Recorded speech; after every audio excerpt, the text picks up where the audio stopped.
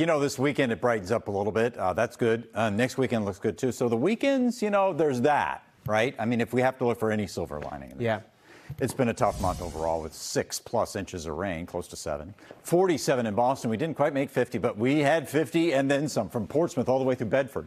And 60 or better from Taunton to New Bedford and South Dartmouth too. Wow, that was a little bit of hope there in the forecast. Did you miss the rain? I mean, it's been hours, right, since we've seen it. Now it's like an old friend, back again. It's already spreading through central Mass. It doesn't seem to be a lot, and so how can we even have flood watches up, right? I mean, there's nothing here. We have a bout that's going through New York City, coming through southern New Hampshire now. Doesn't seem like, no. But the problem is this is barely moving. So that gives the atmosphere time to conjure up more.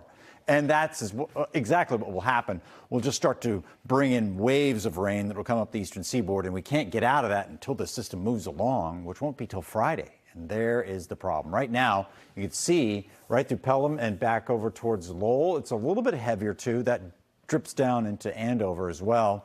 And there's more where that came from. Watch the yellows now, not necessarily tonight, but tomorrow during the course of the afternoon, through the afternoon, early, mid, and late. And then finally, by late tomorrow night, we'll start to see that shift eastbound and then dry out Friday, too. So there's some hope, too, for Friday afternoon, Friday evening. It's just a little windy. A widespread 1 to 2 inches of rain, that from Portsmouth all the way down into Providence and south towards southern Connecticut. So that seems to be the hot spot for the 2+ inches, right where those heavier bands of rain keep going over the same places. Now, the winds on the backside of the storm may be gusting up to 40 miles an hour late on Friday night, and some of that goes into the weekend as well.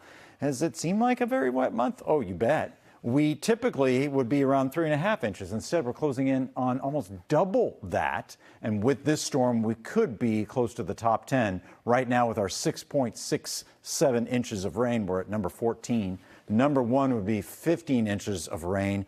That year, I do remember, boy, that was miserable. Raining all the time, and intense rain at that, too. So we're not going to be cracking the top 5. Doesn't seem like it, at least. Even with Tuesday's weather system coming in, but we're running out of days in March, too. 49 for a high tomorrow. Not much change on Friday. Don't look for anything measurable here that's intense with warmth or brings us back into the 50s.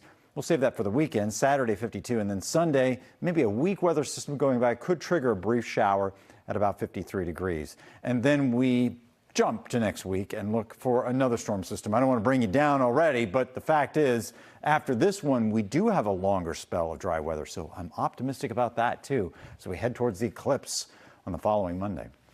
40 tonight, clouds will thicken, rain moves in, patchy fog, too. This is tomorrow's forecast. 49, washed out day, periods of heavy rain in the afternoon especially. Sunset is 7:06, not like we'll see it, but you will over the weekend. Sunday cloudier than Saturday, 52 and 53.